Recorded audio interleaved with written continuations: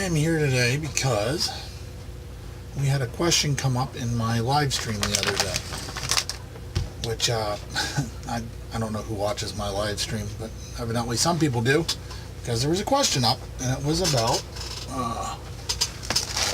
these type of bullets here, these poly-coated bullets, which basically, instead of the copper jacket on a lead projectile, these are lead projectiles with coating on them. They shoot about the same as cast lead. I have some here that are loaded up too that I got. They shoot about the same as cast lead bullets. That's a hard cast lead bullet, let's put it that way. And they won't lead your barrel though. See, there's some 44 Magnums with a coating on them as well. So it's a thin coating that they put on them that's not going to lead your barrel.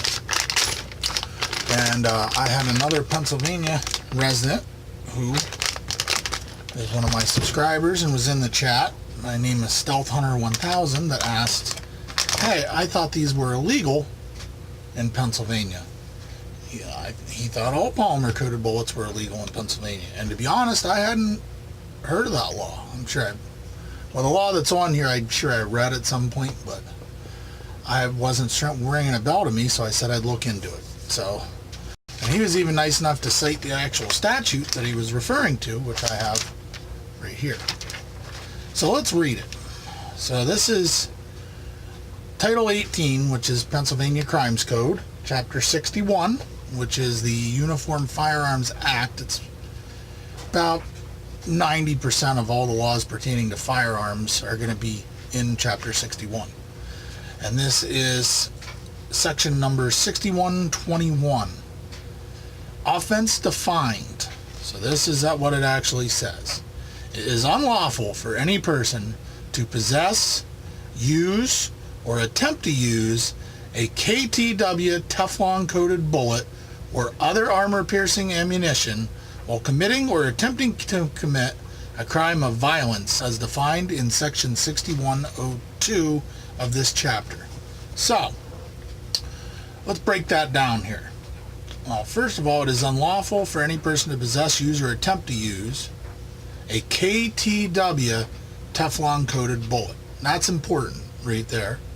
Or other armor-piercing ammunition while attempting to commit a crime. So it's technically, if you're looking at it this way, the only time it's illegal to possess these two ammunitions, I'm going to say two, is while attempting or committing a crime of violence.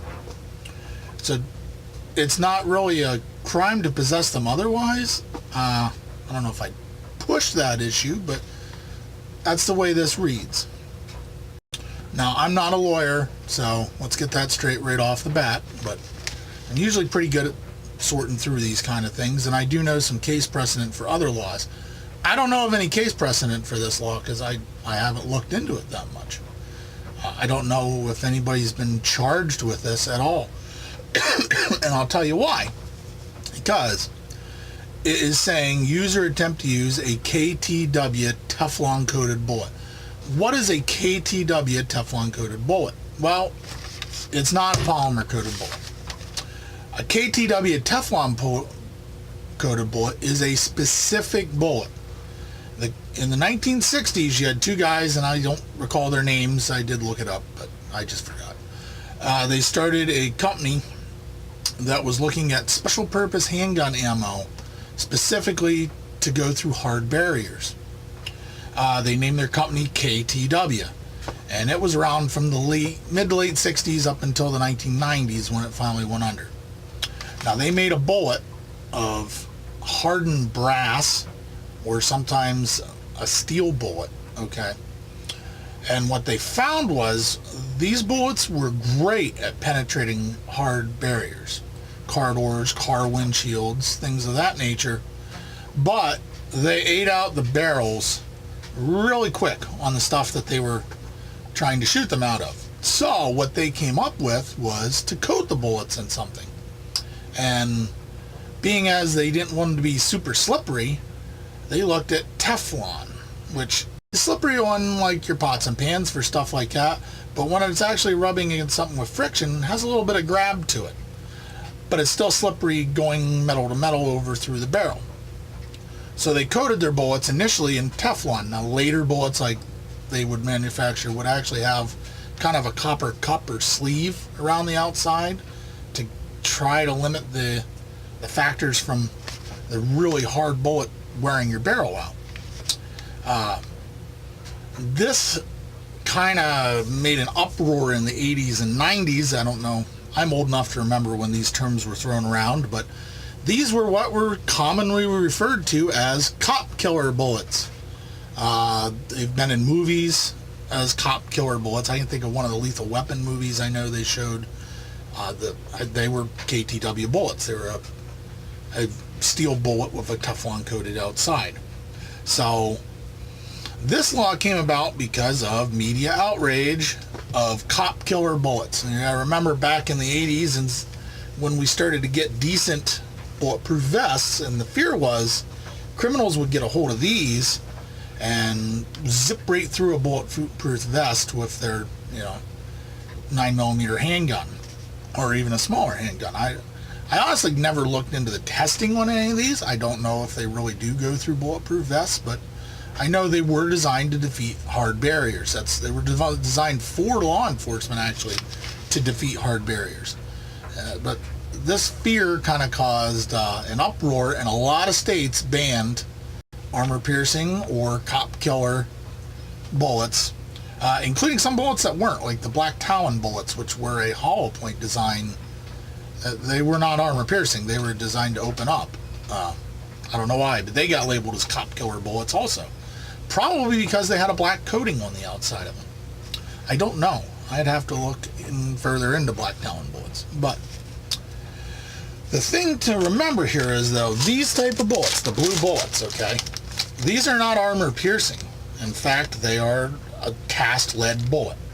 And this isn't Teflon on it. It is a polymer-based coating, but it's not a Teflon coating. In fact, I don't know exactly what the coating is. I would have to look at that. It's basically a lubricating coating on it, not a Teflon coating. They're not designed for hard barrier penetration. They're designed for plinking at the range, mostly. They're not really even designed for self-defense. It's just like shooting a cast bullet.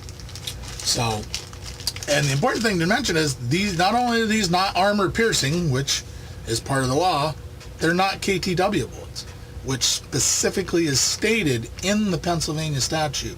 You're not allowed to possess KTW Teflon-coated bullets, which these are not. In fact, these are made by PC Bullets. The other ones I have are made by Ken's Custom Ammo. So I am going to say that is completely false that you can't possess those type of bullets. You cannot possess KTW Teflon-coated bullets in the commission of a crime.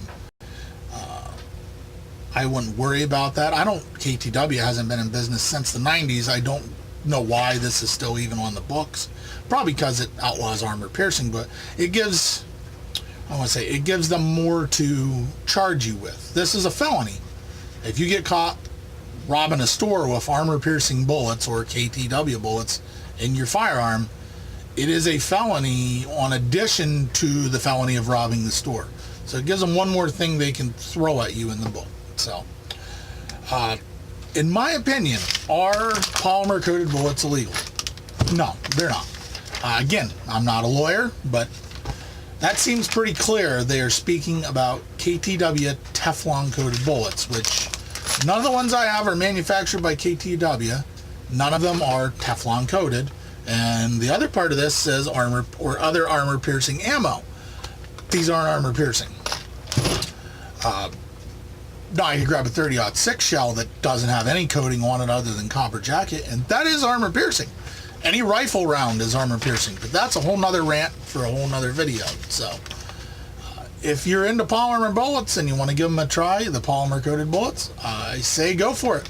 I think you'll be perfectly fine.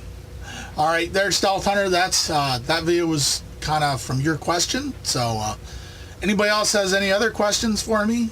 Wants me to look at the law or PA laws? I'm pretty good at, really. Laws from your other states, I really don't know that well, other than Some of the states I travel through, I know some of their laws, but I make it a point to know enough that if I can carry and how I can carry in those states. Most of them are in the Northeast. So thank you all for tuning in. I hope this video is informative in some way, and check out the rest of my channel, and I will see everybody later on. Thank you.